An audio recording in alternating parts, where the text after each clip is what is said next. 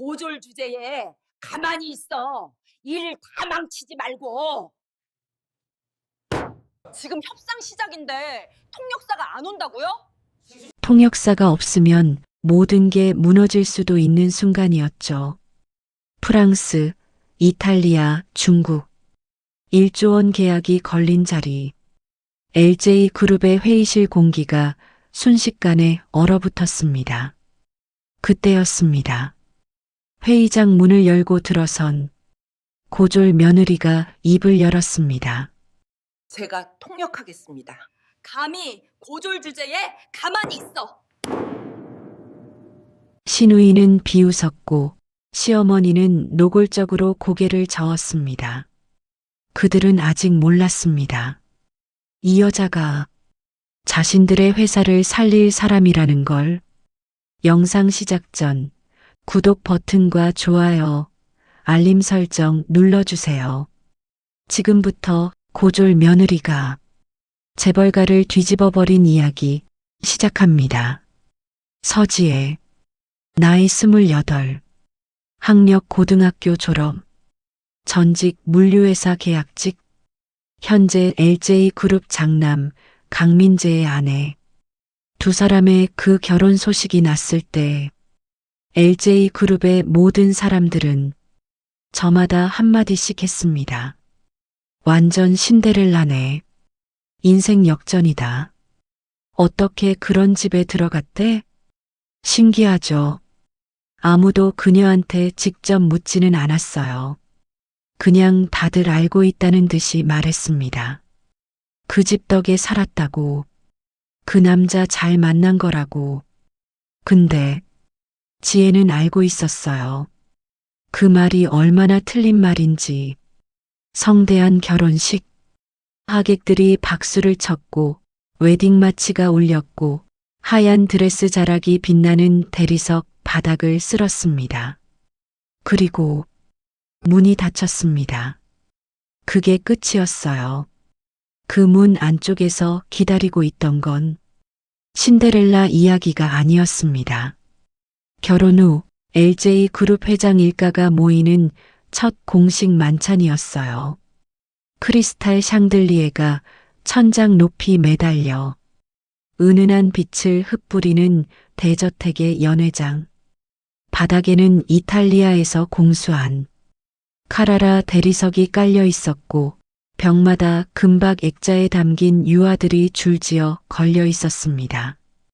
기다란 테이블에 놓인 식기들은 프랑스산 도자기에 순금 테두리가 둘러져 있었어요. 그리고 식기마다 LJ그룹의 문장이 정교하게 새겨져 있었습니다. 5성급 호텔 총주방장이 초빙되었어요.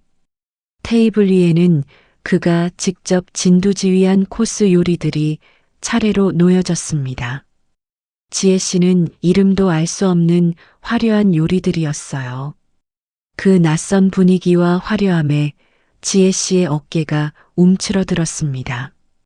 그 테이블 끝자락에 지혜 씨가 홀로 앉아 있었습니다. 시댁 식구들은 서로 담소를 나눴지만 지혜가 있는 쪽으로는 시선 한 번 주지 않았어요. 화려함이 가득한 그 공간이 지혜에게만큼은 누구보다 차갑게 느껴졌습니다. 바로 그때 땡그랑 시어머니의 포크가 테이블에서 떨어졌습니다. 시어머니가 지혜 씨를 바라보며 말했어요. 지혜 씨? 샐러드 포크가 떨어졌어. 지혜 씨가 놀란 표정을 지었어요. 안 들려요? 샐러드 포크가 떨어졌다고. 갑자기 정적이 흘렀습니다. 식당에서는 가정부 3명이 서빙하고 있었습니다. 가정부들도 놀란 표정을 감추지 못했어요. 지혜는 시댁 식구들을 둘러보았습니다. 모두의 시선이 지혜에게 집중되었어요. 지혜는 조용히 일어났습니다. 네, 어머니. 잠시만요. 지혜 씨는 주방으로 가서 샐러드 포크를 가져다 드렸어요. 지혜가 자리로 돌아가려는 순간 옆에 앉아있던 시누이 강유라가 말했습니다. 지혜 씨, 와인 좀 더 가져다 줘요. 서지혜는 더 이상 놀라지 않았습니다. 그때부터 지혜 씨는 자리에 앉지 못하고 가정부들과 함께 서빙을 했어요. 가족들 모두 아무렇지 않은 듯 행동했습니다. 테이블 끝, 주방과 가장 가까운 자리. 그게 그녀의 자리였어요. 남편 강민재를 바라봤습니다. 잠깐 눈이 마주친 남편은 지혜 씨를 외면했어요. 그날 저녁 지혜 씨는 테이블에서 가장 바쁜 사람이었습니다. 음식 나르고 그릇 치우고 물 따르고. 다음 날 저녁 식사 자리에서 지혜 씨는 시댁 식구들의 민낯을 보게 됩니다. 남편 강민재는 새로운 프로젝트를 맡아 바빴습니다. 퇴근 전이었습니다. 남편을 제외한 저녁 식사 자리였어요. 테이블 반대편 시어머니 옆자리에 시누이 강유라가 앉아 있었어요. 짧게 묶은 금발 머리에 명품 실크 로브를 걸치고 있었습니다. LJ그룹 전략기획이사, 나이 32, 유학파, 자타공인 LJ그룹의 브레인이었어요. 그 옆에는 시동생 강세리, 나이 23, 뉴욕 주립대 재학 중, 방학이라 한국에 들어와 있습니다. 짧은 크롭 티셔츠와 반바지를 입은 편안한 차림이었습니다. 두 사람은 식사 중에 영어로 이야기를 나눴습니다. 처음엔 그냥 일상 대화처럼 보였어요. 시어머니도 자연스럽게 영어로 대화를 나누었습니다. 마치 지혜 씨와는 함께 대화하고 싶지 않은 것처럼 자기들만의 대화였습니다. 근데 좀 지나서 강유라가 와인잔을 천천히 돌리며 영어로 말했습니다. 솔직히 진짜 황당해. 가정부들은 전혀 알아듣지 못했습니다. 강유라도 그걸 알고 있었습니다. 그리고 지혜도 그 자리에 있었습니다. 강유라는 고개를 까딱하며 말을 이었어요. 제 대학도 안 나왔다면서? 강세리가 피식 웃었습니다. 응, 고졸이래. 그 말에 강유라가 천천히 눈을 굴렸어요. 와우. 그리고 이 집에 시집을 왔네. 강세리는 턱을 개고 지혜를 위아래로 훑어봤습니다. 대놓고요. 마치 그 시선이 닿아도 아무 상관없다는 듯이. 와우, 민재 오빠 취향 진짜 특이하다. 그러더니 이거 자선 결혼 같은 거야. 그 말이 식탁 위에 떨어졌습니다. 시어머니와 강유라는 웃음을 참지 못했어요. 지혜는 국자를 들고 있었습니다. 냄비 위에서 국을 저으면서 그 모든 말을 듣고 있었어요. 단어 하나도 빠짐없이 다 들렸습니다. 그런데 이상했습니다. 강유라는 유학까지 다녀온 사람이었는데 그날 그녀의 문장에는 오류가 있었어요. 문장도 틀렸고 표현도 단순했고 발음도 군데군데 어색했습니다. 지혜는 그걸 다 알았어요. 하지만 말하지 않았습니다. 그저 고개를 숙인 채 조용히 빈 컵에 물을 따랐습니다. 강세리가 와인을 한 모금 마시며 덧붙였어요. 근데 언니, 쟤 진짜 영어 한마디도 못 알아듣는 거 맞지? 강유라는 단호하게 답했습니다. 오브코스. 기본 회화도 못 알아들을 거라고. 이제 그들은 표정을 숨기지도 않았어요. 민재 오빠 회사에서 쟤 뭐 했대? 물류 계약직이라던데? 와 진짜? 박스나 나르던 거 아냐? 웃음이 터졌습니다. 가볍고 날카롭고 아무렇지도 않은 웃음. 그 모든 소리가 지혜의 귓속으로 또렷하게 들어왔습니다. 그녀는 아무것도 못 알아듣는 척 했어요. 그저 시어머니 앞에 국그릇을 내려놓으며 말했습니다. 어머니, 뜨거우니까 조심하세요. 강유라가 피식 웃었습니다. 그리고는 영어로 계속 이야기를 이어갔어요. 와, 한국어는 또 잘하네. 그리고 다시 영어로. 적어도 집안일은 제대로 하네. 이번엔 아예 들으라고 하는 수준이었습니다. 강세리가 기어이 한마디를 더 얹었어요. 쟤 우리가 칭찬하는 줄 알걸? 식탁 전체가 웃음으로 터졌습니다. 그 웃음 속에서 지혜는 아주 천천히 숨을 들이켰습니다. 그리고 마지막 잔에 물을 따르고 조용히 제자리로 돌아왔습니다. 아무도 보지 않는 곳에서 아주 작게 아무도 들을 수 없게 중얼거렸습니다. 재밌네. 그날 밤 그 테이블에 앉아 웃던 사람들은 아무 일도 없었다고 생각했을 겁니다. 하지만 사실은 그날이 모든 것이 시작된 날이었습니다. 지혜 씨가 LJ그룹 장남 강민재와 만난 건 계약직 사원으로 본사에서 일할 때였습니다.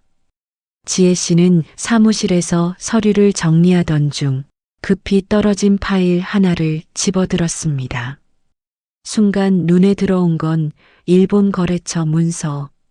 오탈자와 어색한 표현이 한눈에 보였어요. 이거 일본 거래처 자료죠? 서연은 관리자에게 물었습니다. 그녀는 무심하게 일본어로 문장을 짚어냈어요. 이 표현은 거래처 입장에서 무례하게 들릴 수 있어요. 이렇게 바꾸는 게 좋습니다. 관리자는 서연의 말을 들으며 고개를 끄덕였습니다. 그때 복도를 지나던 한 남자가 걸음을 멈췄어요. LJ그룹 회장의 아들 강민재였습니다. 처음엔 단순한 호기심이었어요. 하지만 이어서 보여준 건 단순한 고졸 계약직의 수준이 아니었어요. 이 부분은 납기 조건 제협상 의도로 읽힐 수 있습니다. 그때 지혜를 바라보는 민재의 눈빛이 달라졌습니다. 그날 이후 그는 일부러 같은 시간에 그 복도를 지나갔습니다. 우연은 반복되었고 관심은 감정으로 바뀌면서 둘의 만남은 시작되었어요. 그리고 그 만남은 결국 결혼으로 이어졌습니다. 하지만 결혼 후 시댁에서는 지혜 씨를 강제 퇴사 처리했습니다. LJ그룹의 며느리가 계약직으로 근무를 할 수는 없다고 했습니다. 남편 강민재는 시어머니와 시누이의 눈치를 봤습니다. 기회를 보아 지혜 씨가 다시 일할 수 있게 해주겠다고 얼버무렸어요. 지혜는 매일 새벽 5시에 일어났습니다. 습관이었어요. 오랫동안 이른 새벽에 일어나 하루를 시작했던 사람. 하루 종일 일하고 밤늦게까지 공부하고 새벽엔 다시 일어나는 삶. 그 리듬이 몸에 배어 있었습니다. 주방으로 가서 가정부들과 함께 식사 준비를 했어요. 며칠 후 시어머니는 이유 없이 가정부 한 명을 해고했습니다. 그날 이후 자연스럽게 그 사람의 몫이 지혜에게 넘어왔습니다. 아무도 당신이 해요라고 말하지 않았어요. 그냥 그렇게 됐습니다. 아침 식사 준비, 빨래 정리, 손님 맞이, 청소 점검, 그리고도 모자라면 지혜 씨 이것도요. 존댓말을 했습니다. 그게 더 이상했습니다. 반말이었으면 차라리 솔직했을 거예요. 그리고 지혜 씨라고 불렀습니다. 마치 가족이 아니라는 것처럼 존댓말로 포장된 명령. 그 가면이 더 불쾌했습니다. 어느 날 혼자서 아침 식사를 마친 시어머니가 지혜를 불렀습니다. 지혜 씨, 네 어머니. 지혜 씨는 테이블 옆에 섰습니다. 시어머니는 찻잔을 내려놓으며 말했어요. 이번 주 금요일에 손님이 오셔. 네, 어머니. 중요한 분들이야. 그날 지혜 씨는 나서지 않아도 돼요. 지혜가 고개를 들었어요. 시어머니는 표정 하나 바뀌지 않았습니다. 가정부 챙기고 주방 쪽 도와줘요. 그게 더 도움이 되니까. 말은 조용했어요. 목소리는 부드러웠고 표현은 정중했습니다. 그러나 내용은 너는 손님 앞에 나오지 마라. 그 말이었습니다. 지혜는 잠시 멈췄어요. 그리고 네, 알겠습니다. 고개를 숙였어요. 집안 행사가 있던 날 외부 손님들이 20명 넘게 왔습니다. 저녁 자리에서 시어머니가 지인들과 이야기를 나누고 있었는데 누군가 물류 얘기를 꺼냈습니다. 계약 방식, 운송비 구조, 국제 관세에 관한 이야기였어요. 지혜는 그 분야를 잘 알았습니다. 계약직으로 일하던 시절 현장에서 몸으로 배운 지식이었거든요. 그래서 자연스럽게 입을 열었어요. 그 부분은 실제로는 시어머니가 조용히 지혜를 봤습니다. 아무 말도 하지 않았어요. 그냥 봤습니다. 그 시선 하나로 충분했습니다. 지혜는 입을 닫았어요. 그때 손님 중 한 명이 물었습니다. 저분은 누구세요? 시어머니가 잠깐 지혜 쪽을 봤어요. 그리고 우리 집 도와주는 사람이에요. 딱 그 한마디였습니다. 지혜는 그 말을 들었어요. 지혜 씨의 얼굴이 화끈거렸습니다. 고개를 숙이며 빈 그릇을 들고 주방으로 이동했어요. 주방에서는 가정부들이 비웃는 듯 속닥거리고 있었습니다. 강민재, 지혜 씨의 남편, 그는 어땠을까요? 나쁜 사람은 아니었습니다. 아무것도 하지 않는 사람이었습니다. 지혜가 무시당하는 자리에서도 그는 옆에서 조용히 앉아 있었어요. 가끔은 화제를 돌리기도 했고, 가끔은 나중에 와서 힘들었지? 라고 묻기도 했습니다. 하지만 그게 전부였어요. 막아주지는 않았습니다. 아내가 물을 따르고 접시를 치우고 아내가 고개를 숙이는 동안 그는 그냥 밥을 먹었습니다. 결혼 후 2달이 지났을 무렵 지혜는 한 가지를 깨달았어요. 이 집에서 자신이 존재하는 방식은 며느리가 아니라 가정부라는 것. 학벌과 재력이 중요한 이 집안에서 고졸, 계약직 며느리는 사람이 아니라는 것. 지혜는 조용히 결심했어요. 때가 되면 이 집안을 나가겠다고. 그리고 그 순간은 생각보다 빨리 다가왔습니다. 고등학교 시절 그녀는 조용한 아이가 아니었어요. 눈이 빛나는 아이였습니다. 특히 언어를 배울 때 국어 선생님은 말했습니다. 지혜는 글의 구조를 본능적으로 파악해. 영어 선생님은 이렇게 말했습니다. 이 아이 발음이 원어민 수준이야. 어디서 배웠어? 지혜는 배운 적이 없었어요. 그냥 듣고 따라하고 이해했습니다. 언어가 그렇게 흡수됐어요. 영어를 배우면서 자연스럽게 프랑스어 교재를 펼쳤고 프랑스어를 배우면서 중국어 드라마를 봤습니다. 선생님 한 명이 조용히 그녀를 불렀어요. 지혜야, 혹시 외국 대학으로 진학할 생각은 없니? 그 말을 들었을 때 지혜는 웃었습니다. 선생님, 저희 집은 유학 갈 형편이 안 돼요. 선생님은 할 말이 없었습니다. 그 겨울이었어요. 아버지가 공장에서 쓰러졌습니다. 크레인 작업 중 사고였어요. 병원에 실려갔을 때 지혜는 학교 도서관에 있었습니다. 전화를 받고 달려갔어요. 병원 복도. 어머니는 벽에 기대어 울고 있었고 남동생은 멍하니 서 있었습니다. 수술비 얘기가 나왔어요. 지혜는 그 자리에서 계산했습니다. 우리 집 통장에 얼마가 있고 어머니 일수입이 얼마고 수술 후 재활까지 들어가면 얼마고 그리고 조용히 어머니 손을 잡았어요. 괜찮아. 내가 어떻게든 할게. 며칠 후 대학 합격 통지서가 집에 도착했습니다. 지혜는 그걸 봉투째 서랍에 넣었어요. 열어보지 않았습니다. 대신 알바 공고를 뒤졌습니다.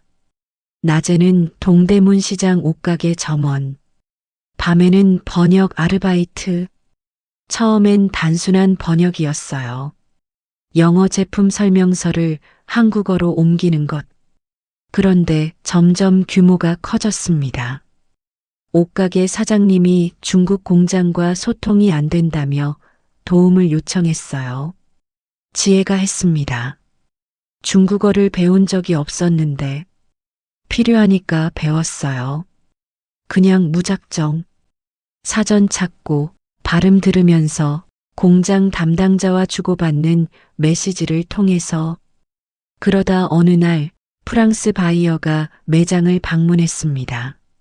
사장님이 당황했어요. 그때 지혜가 나섰습니다. 단어 몇 개, 문법 몇 가지, 그리고 그 자리에서 생으로 뱉어낸 프랑스어. 바이어가 놀란 눈으로 그녀를 봤습니다. 프랑스어 하세요?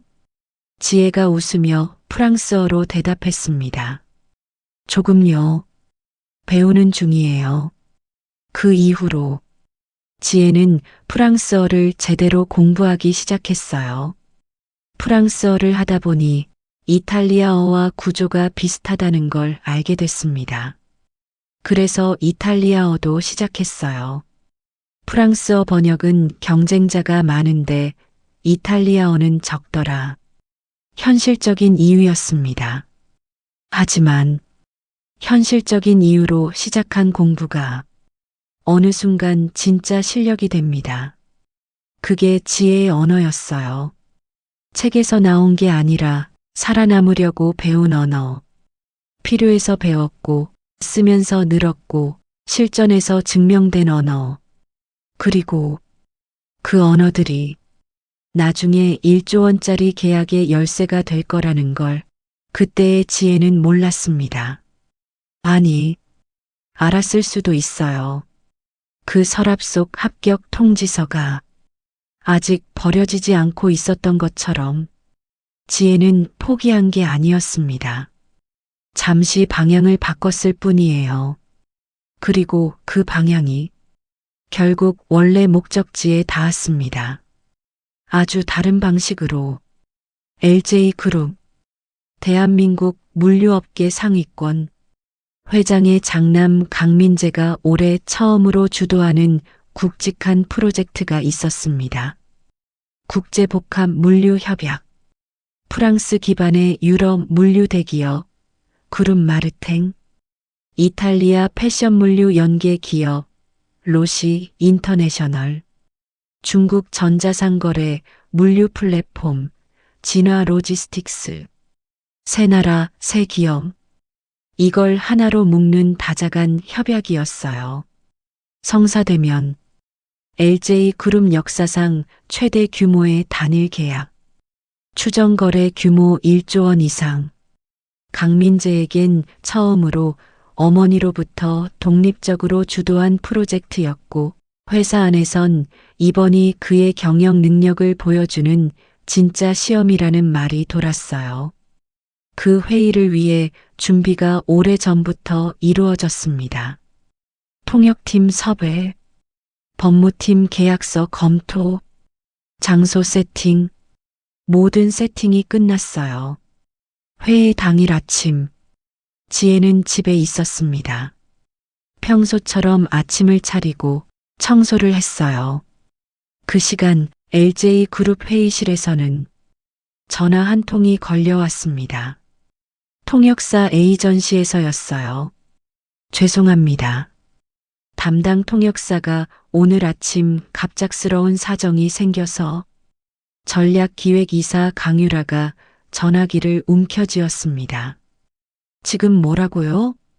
프랑스어, 이탈리아어 동시 통역 가능한 분이 갑자기 못 오게 됐어요. 다른 분 찾고 있는데 시간이. 회의가 2시간 뒤입니다. 알고 있습니다. 정말 죄송합니다. 중국어 통역은 가능하신데 유럽 쪽이. 강유라는 전화를 끊었습니다. 그리고 회의실로 들어갔어요. 어머니, 시어머니 강 회장의 얼굴이 굳어 있었습니다. 알아. 회의실 안에 있던 사람들이 술렁이기 시작했어요. 지금 다른 에이전시에 연락하면 2시간 안에 프랑스, 이탈리아 동시 통역 찾을 수 있는 데가 어딨어요? 영어로라도 진행하면. 프랑스 측 대표가 영어를 거의 안 써. 그쪽 특성이 있어. 자국어로 진행해야 제대로 협상이 돼. 이탈리아도 마찬가지고. 정막이 내려앉았습니다. 강민재는 미간을 짚고 있었어요. 그 자리에 문이 열렸습니다. 지혜였어요. 시어머니가 갈아입을 옷을 가지고 왔다가 우연히 회의장 분위기를 보고 걸음을 멈춘 것이었습니다. 지혜는 티셔츠와 가디건을 입은 편안한 복장에 쇼핑백을 들고 있었습니다. 무슨 일이에요? 아무도 대답하지 않았어요. 강유라가 차갑게 말했습니다.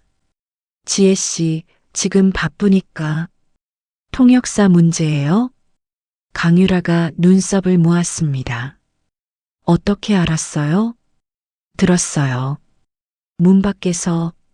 제가 통역하겠습니다. 감히 고졸 주제에 가만히 있어. 제가 하겠습니다. 그 말이 떨어지는 순간 회의실 안 모든 사람이 지혜를 봤습니다. 그리고 반응은 예상대로였습니다. 강유라가 먼저 입을 열었어요. 지혜 씨, 지금 상황이 어떤지 알아요? 목소리가 얼음처럼 차가웠습니다. 여긴 장난치는 데가 아니에요. 알고 있습니다. 1조짜리 계약이 이 자리에서 결정돼요. 알고 있어요. 프랑스어, 이탈리아어, 중국어를 동시에 해야 해요. 할 수 있습니다. 강유라가 피식 웃었어요. 고졸이잖아요. 그 말이 공기를 가르고 들어왔습니다. 지혜는 이번에는 고개를 숙이지 않았습니다. 네, 고졸이에요. 그리고 조용히 말했어요. 그래도 할 수 있습니다. 강유라는 이성을 잃고 말했습니다.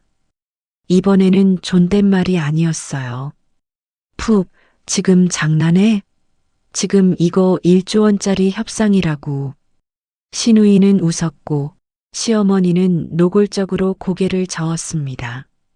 시어머니는 이성을 잃고 소리 질렀습니다. 고졸 주제에 가만히 있어. 일 다 망치지 말고. 지혜는 잠시 시어머니를 봤습니다. 아무 말도 하지 않고 고개를 끄덕였어요. 그리고 물러섰습니다. 회의실 문이 다시 닫혔어요. 안에서는 계속 대안을 찾는 소리가 들렸습니다. 지혜는 복도에 서 있었어요. 그리고 아무도 보지 않는 그 복도에서 조용히 중얼거렸습니다. 타이밍이 오고 있어. 결국 임시 통역이 투입됐습니다. 회의실 직원 중 영어가 가능한 사람이 끌려왔고 에이전시에서 급하게 보낸 분이 중국어 통역을 맡았어요. 프랑스어와 이탈리아어 쪽은 일단 영어로 진행하기로 했습니다. 회의가 시작됐어요. 지혜는 건물 밖으로 나가지 않았습니다. 복도 끝 소파에 앉아 서류를 꺼내보는 척하며 조용히 있었어요. 회의실 소리가 드문드문 들렸습니다. 처음 10분은 괜찮았어요. 그런데 균열이 생기기 시작했습니다. 프랑스 대표 샤를 뒤몽. 그가 뭔가를 설명하는데 임시 통역이 멈췄어요. 긴 침묵. 저도 정확히는 모르겠는데요. 강민재의 표정이 굳어졌습니다. 샤를 뒤몽의 눈썹이 올라갔어요. 그는 다시 한번 천천히 말했습니다. 더 천천히, 더 분명하게. 그래도 임시 통역은 버벅였습니다. 그 옆에서 이탈리아 측 대표 마르코 페라리가 노골적으로 한숨을 내쉬었어요. 그는 자신의 보좌관에게 이탈리아어로 속삭였습니다. 아무것도 이해를 못하네. 보좌관이 고개를 저었어요. 이번 협상은 어렵겠습니다. 회의실 분위기가 눈에 띄게 무거워졌습니다. 중국 측 진화 로지스틱스의 대표 리 웨이는 팔짱을 낀 채 조용히 테이블을 두드리고 있었어요. 불편하다는 신호였습니다. 강유라가 상황을 무마하려 했어요. 잠깐 영어로 다시 정리하겠습니다. 그런데 뒤몽이 손을 들었습니다. 아니요. 그는 영어로 말했어요. 단호하게. 계약은 반드시 내 언어로 논의되어야 한다. 강유라가 그 말을 이해하는데 2초가 걸렸어요. 뒤몽은 기다리지 않았습니다. 그는 파트너를 보며 뭔가를 말했어요. 프랑스어로 빠르게. 임시 통역이 패닉 상태가 됐습니다. 지금 너무 빠르게 말씀하셔서. 그 순간 문이 열렸습니다. 조용히. 그리고 지혜가 들어왔어요. 강유라가 눈을 부라렸습니다. 지혜 씨, 지금. 지혜는 그 말을 듣지 않았습니다. 아니, 들었는데 멈추지 않았어요. 한 발짝, 두 발짝, 테이블 가운데로 걸어갔습니다. 그리고 샤를 뒤몽을 향해 유창한 프랑스어로 말했습니다. 실례합니다. 뒤몽 씨. 회의실이 멈췄습니다. 뒤몽이 천천히 고개를 들었어요. 지혜가 말을 이었습니다. 제가 이 회의 통역을 맡겠습니다. 원하신다면 처음부터 다시 시작할 수 있습니다. 완벽한 프랑스어였습니다. 억양까지. 뒤몽의 표정이 달라졌어요. 굳어있던 표정이 풀렸습니다. 그가 미소를 지었어요. 작지만 분명한 미소. 마르코 페라리도 그 순간을 봤습니다. 지혜가 그쪽을 향해 고개를 돌렸어요. 페라리 씨, 귀하를 위해서도 통역할 수 있습니다. 이탈리아어였습니다. 페라리가 눈을 동그랗게 떴어요. 그리고 리 웨이를 향해서도. 리 선생님, 제가 통역하겠습니다. 회의가 원활하게 진행되도록 하겠습니다. 유창한 중국어. 회의실 안이 완전히 달라졌습니다. 강유라는 아무 말도 하지 못했어요. 시어머니 강 회장은 눈을 좁혔습니다. 그 눈 안에 뭔가가 지나갔어요. 놀람인지 당혹인지 아니면 다른 뭔가인지 알 수 없었습니다. 강민재는 처음으로 아내를 제대로 봤습니다. 그리고 회의가 다시 시작됐습니다. 지혜가 통역을 시작하자 공기가 달라졌습니다. 단순히 말을 옮기는 게 아니었어요. 뒤몽이 길게 설명하는 동안 지혜는 집중해서 들었습니다. 끊지 않았어요. 다 듣고 나서 한국어로 그리고 필요에 따라 중국어로 옮겼습니다.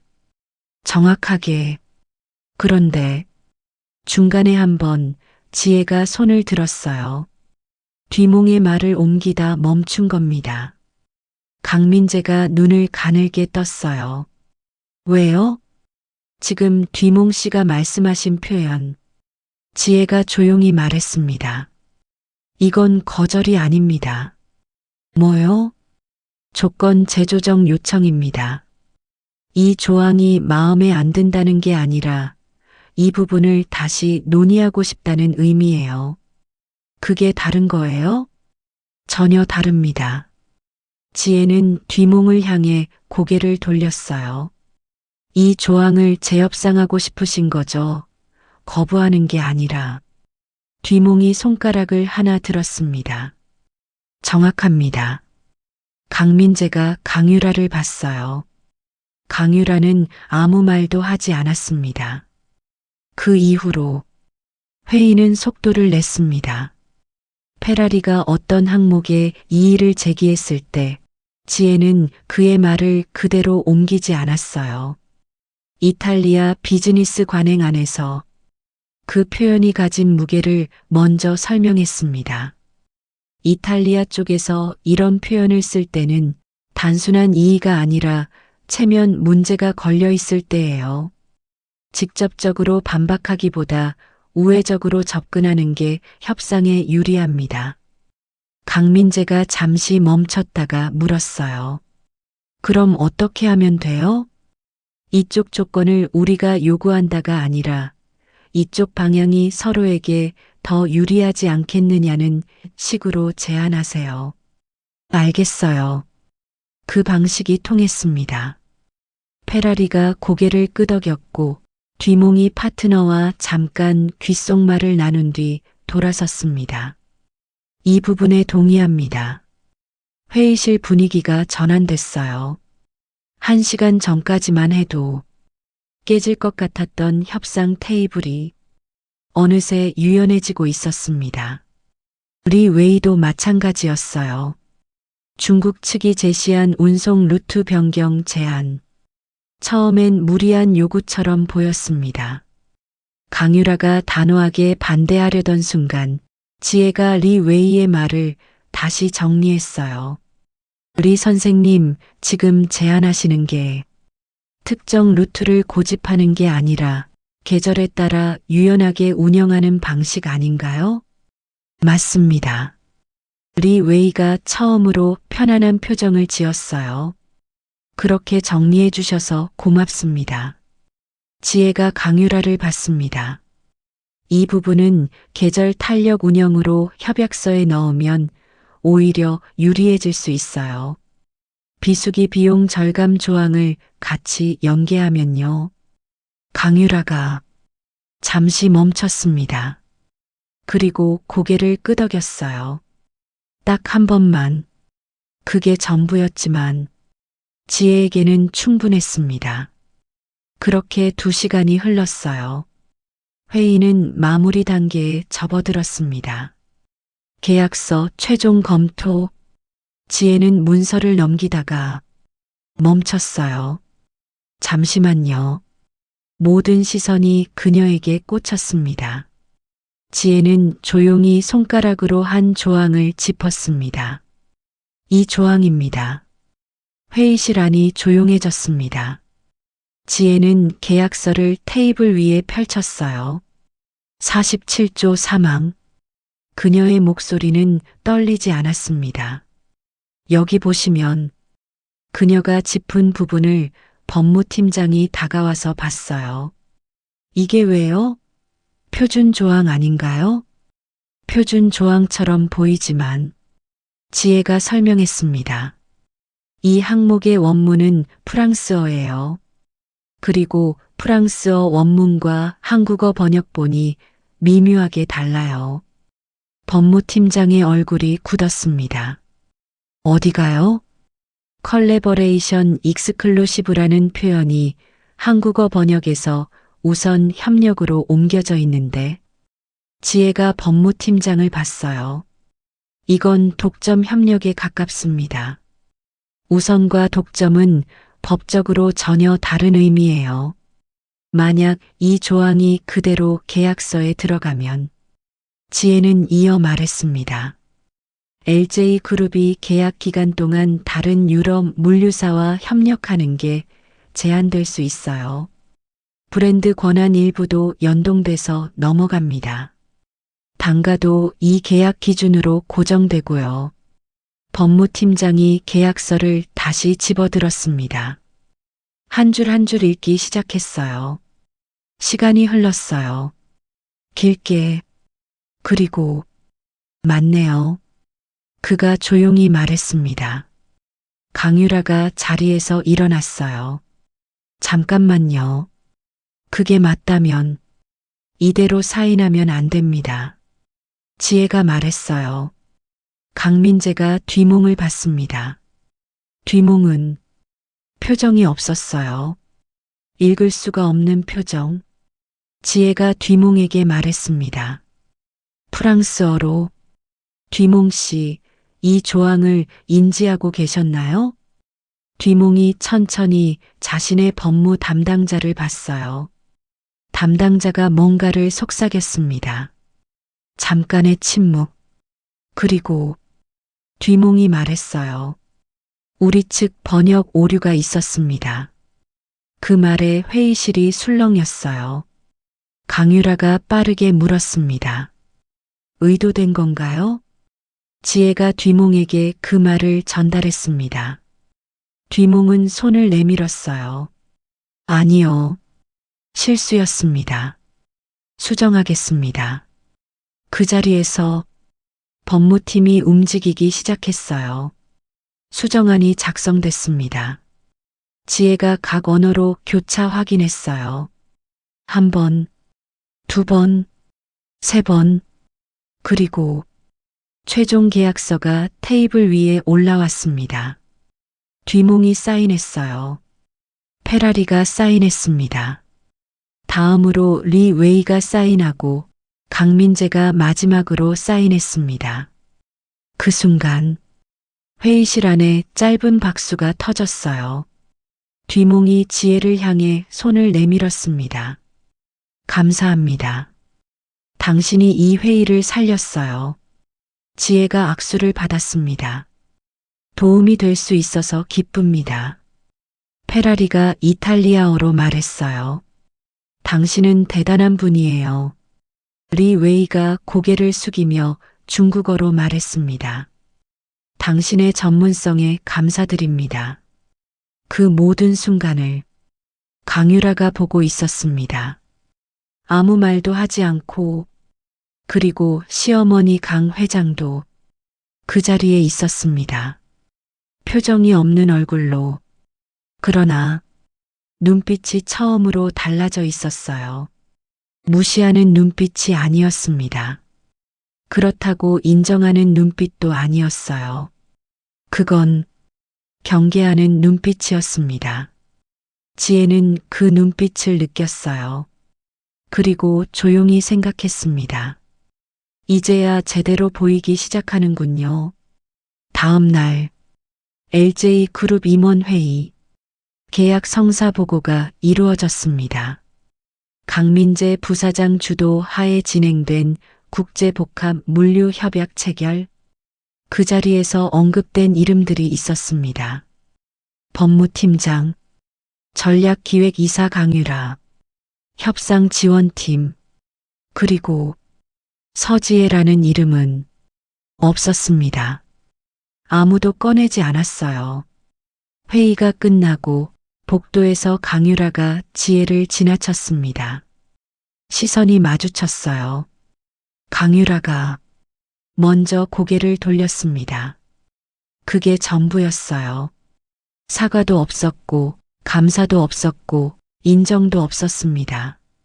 놀랍지도 않았습니다. 자존심과 오만함, 시댁 사람들의 공통점이었습니다. 그날 저녁, 강민재가 지혜에게 말했어요. 수고했어요. 짧은 말이었습니다. 다음에 기회가 생기면 그가 뭔가를 더 말하려다가 멈췄어요. 지혜는 그를 봤습니다. 기다렸어요. 그는 확신이 없는 말투로 말했습니다. 마땅한 자리가 생기면 당신을 추천해 볼게요. 그게 전부였어요. 지혜는 조용히 고개를 끄덕였어요. 감사해요. 그리고 주방으로 들어갔습니다. 그날부터 지혜는 준비했어요. 조용히, 눈에 띄지 않게, 하지만 확실하게. 나중에 알게 되지만 그 시기에 지혜는 자격증 시험 접수를 했습니다. 국제통역사 자격, 무역 법무 관련 과정, 그리고 몇 군데 회사에 이력서를 넣었어요. 물론 아무도 몰랐습니다. 남편도, 시어머니도, 강유라도. 몇 달이 흘렀어요. 어느 날 저녁, 지혜가 강민재에게 말했습니다. 아주 조용하게, 저 이혼할게요. 강민재는 그 말을 듣고 아무 말도 못했습니다. 한참 있다가 물었어요. 왜요? 지혜는 대답했습니다. 이유가 없어서요. 그게 무슨, 당신이 나쁜 사람이라서가 아니에요. 지혜가 천천히 말했어요. 그냥 이유가 없어요. 여기 있어야 할 이유가. 지혜 씨, 오래 생각했어요. 그녀가 말을 이었습니다. 처음엔 버텨야겠다고 생각했어요. 무시당해도 없는 사람 취급받아도 그냥 참아야 한다고. 근데 있잖아요. 어느 날 알았어요. 참는 게 용기가 아니라는 걸. 강민재는 아무 말도 하지 못했습니다. 서류가 처리됐습니다. 조용하게, 언론에 알려지지 않게. 그리고 서지혜는 이 집을 나갔습니다. 아무도 잡지 않았어요. 그로부터 1년 6개월 후, 서울 광화문 어느 고층 건물 회의실, 테이블 한쪽엔 유럽계 다국적 기업 대표단이 앉아 있었어요. 반대쪽엔 한국 쪽 협상팀, 그리고 그 가운데 통역석에 한 여자가 앉아 있었습니다. 짧지 않은 머리, 단정한 재킷, 테이블 위엔 노트 하나. 회의가 시작되기 전 유럽 측 대표가 조용히 한국 측 담당자에게 물었어요. 이번 통역은 누구입니까? 담당자가 답했습니다. 서지혜 씨입니다. 아, 유럽 측 대표가 고개를 끄덕였어요. 아, 그 이름 익히 알고 있습니다. 서지혜. 그리고 회의가 시작됐습니다. 지혜가 자리에서 일어났어요. 그리고 말했습니다. 한국어로, 프랑스어로, 이탈리아어로, 중국어로 끊김없이. 그 자리에서 그녀는 누군가의 며느리가 아니었습니다. 누군가의 아내도 아니었고 누군가의 집안에서 물을 따르던 사람도 아니었습니다. 그냥 서지혜였어요. 그 이름 하나로 충분했습니다. 어느 저녁 핸드폰이 울렸습니다. 화면에 뜬 이름, 강민재. 지혜는 잠깐 봤어요. 그리고 받았습니다. 잘 지내요? 낮고 조심스러운 목소리였어요. 네. 뉴스에서 봤어요. 잘 되고 있다고. 지혜는 아무 말도 하지 않았습니다. 잠깐의 침묵이 흘렀어요. 그리고 남편이 말했습니다. 미안했어요. 가족들이 한 일들 나도 알고 있었어요. 그때 내가 한마디라도 했어야 했는데. 지혜는 창밖을 봤어요.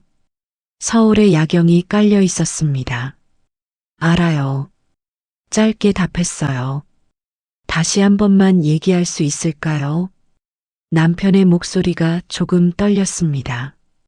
처음부터 다시 시작하면 내가 달라질 수 있어요. 지혜는 잠시 눈을 감았어요. 그 말이 틀린 말은 아니었습니다. 진심일 수도 있었어요. 하지만 지혜는 알고 있었습니다. 달라지겠다는 사람이 그때 왜 창밖만 봤는지를, 차만 마시고 있었는지를. 민재 씨, 지혜가 조용히 말했어요. 미안하다는 말 고마워요. 근데 있잖아요. 나는 이미 괜찮아요. 당신이 달라지는 걸 기다릴 만큼 내 시간이 남아있지 않아요. 전화기 너머로 아무 소리도 나지 않았습니다. 지혜는 조용히 덧붙였어요. 잘 지내요. 그리고 전화를 끊었습니다. 미련 없이, 후련하지도 않았어요. 그냥 끝난 일이었습니다. 지혜는 핸드폰을 내려놓고 다시 서류를 펼쳤어요. 내일 회의 준비가 남아 있었거든요. 그 무렵 LJ그룹도 알게 됐습니다. 국제협상시장에서 서지혜라는 이름이 돌기 시작했다는 걸. 강유라가 그 이름을 처음 들었을 때 잠깐 멈췄다고 합니다. 그리고 아무 말도 하지 않았대요. 시어머니 강 회장은 조금 다른 반응을 보였습니다. 그 사람 연락처 알아와요. 그게 전부였어요. 짧은 말. 하지만 그 말 안에 무언가가 담겨 있었습니다. 그 연락이 지혜에게 왔을 때 지혜는 잠깐 생각했어요. 그리고 답했습니다. 일정 조율해 드릴 수 있어요. 에이전시를 통해서 연락 주시면요. 에이전시를 통해서. 그게 지혜의 답이었습니다. 더 이상 그 집 사람이 아니었거든요. 고객 중 하나였어요. 그 이후로도 지혜의 이름은 계속 불렸습니다. 프랑스 기업에서, 이탈리아 바이어에게서, 중국 물류 플랫폼에서. 샤를 뒤몽은 나중에 인터뷰에서 이런 말을 했어요. 그 회의에서 통역하신 분 덕분에 계약이 성사됐다. 단순한 통역이 아니었다. 그분은 협상을 이해하는 사람이었다. 마르코 페라리는 그녀를 직접 추천했습니다. 자신의 파트너 기업에. 그렇게 서지혜의 경력은 쌓여갔어요. 혼자서 조용히 확실하게. 어느 날 저녁, 지혜는 오래된 서랍을 열었어요. 안에는 봉투 하나가 있었습니다. 한 번도 열지 않은 봉투. 대학 합격 통지서. 지혜는 그걸 꺼냈어요. 천천히 뜯었습니다. 오래된 종이가 바스락거렸어요. 그 안에 적힌 글자들. 지혜는 오래 읽었습니다. 그리고 조용히 웃었어요. 이제는 필요 없겠다. 봉투를 다시 내려놓고 일어났습니다. 창밖은 서울의 밤이었어요. 불빛이 깔려 있었고 어딘가에서 차 소리가 들렸고 바람이 창문을 조금 흔들었습니다. 지혜는 그 풍경을 잠깐 봤어요. 그리고 생각했습니다. 이 자리까지 오는데 아무도 필요하지 않았다는 걸. 무시당했고 비웃음을 들었고 없는 사람 취급을 받았지만 그 모든 시간이 사실은 준비였다는 걸. 그녀를 무너뜨린 게 아니라 그녀를 만든 시간이었다는 걸. 지혜는 핸드폰을 들었어요. 새로운 의뢰 메시지가 와 있었습니다. 프랑스 패션 그룹, 이탈리아 무역협회, 중국 신흥 물류 플랫폼. 지혜는 하나씩 읽었어요. 그리고 가볍게 웃으며 타이핑했습니다. 일정 조율 가능합니다. 다음 주 협상장이 있는 건물 복도였어요. 엘리베이터 문이 열렸습니다. 거기 강민재가 서 있었어요. 둘 다 멈췄습니다. 잠깐의 정적. 여기 일이 있었어요? 민재가 먼저 말했어요. 네. 당신은요? 거래처가 이 건물에 있어서. 어색한 침묵이 흘렀습니다. 자연스럽게 두 사람은 복도 끝 통유리 앞에 나란히 섰어요. 서울 도심의 고층 건물들이 유리 너머로 펼쳐져 있었습니다. 한참 아무 말이 없었어요. 민재가 먼저 입을 열었습니다. 저번에 전화 끊고 나서 그가 유리 밖을 보며 말했어요. 한참 생각했어요. 지혜는 아무 말도 하지 않았습니다.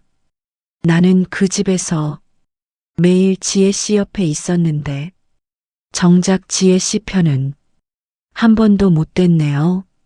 지혜는 유리창에 비친 자신의 얼굴을 봤어요. 그랬죠. 부드럽게 그러나 솔직하게 말했습니다. 민재가 천천히 고개를 돌려 지혜를 봤어요. 근데 있잖아요. 지혜 씨 진짜 멋있는 사람이에요. 그때도 그랬고 지금도 그렇고 아무도 알아주지 않는 자리에서 혼자 버티고 혼자 증명하고. 그가 조용히 웃었습니다. 지혜는 말이 없었어요. 창밖 건물들 사이로 햇빛이 길게 떨어지고 있었습니다. 행복하게 살아요, 지혜 씨. 민재가 말했어요. 그럴 자격 있는 사람이니까. 지혜는 잠시 그를 봤습니다. 그리고 조용히 웃었어요. 당신도요. 짧은 인사였습니다. 그걸로 충분했어요. 민재가 먼저 돌아섰습니다. 발소리가 복도 끝으로 멀어졌어요. 지혜는 잠시 더 서 있었습니다. 유리창 너머 서울의 하늘이 넓게 펼쳐져 있었습니다. 그리고 지혜도 돌아섰습니다. 회의실 문을 향해, 자기 이름이 적힌 자리를 향해. 서지혜의 이야기였습니다. 고졸, 계약직, 재벌가 며느리, 그리고 그 어떤 수식어도 필요 없게 된 그냥 서지혜. 여러분, 오늘 이야기 어떠셨나요? 지혜는 대학을 나오지 않았습니다. 하지만 단 하루도 공부를 멈추지 않았어요. 아버지가 쓰러지던 그 겨울에도, 병원비를 걱정하며 알바를 뛰던 새벽에도, 재벌가 주방에서 혼자 그릇을 닦던 그 시간에도, 시간이 없으면 자투리를 쪼개서. 그렇게 5개의 언어가 쌓였습니다. 학교가 가르쳐 준 게 아니었어요. 살아남으려고 배운 언어, 버티면서 익힌 실력, 그리고 그 실력 앞에서 학벌을 내세우던 사람들은 결국 아무 말도 하지 못했습니다. 생각해보면 학벌은 시작점일 뿐이에요. 그걸 종착점으로 착각한 순간 사람은 성장을 멈춥니다. 그리고 아이러니하게도 멈춘 사람이 멈추지 않은 사람을 가장 오래 무시합니다. 지혜의 이야기가 그걸 조용히 증명했습니다. 끝까지 포기하지 않는 사람을 결국 세상은 외면하지 않습니다. 오늘 영상 어떠셨나요? 이 영상이 마음에 드셨다면 구독과 좋아요 부탁드립니다. 여러분의 구독 한 번이 이런 감동 사연을 더 많은 분들께 전달하는 힘이 됩니다. 댓글로 여러분의 생각도 꼭 남겨주세요. 하나하나 다 읽고 있습니다. 다음 영상에서 또 만나요. 감사합니다.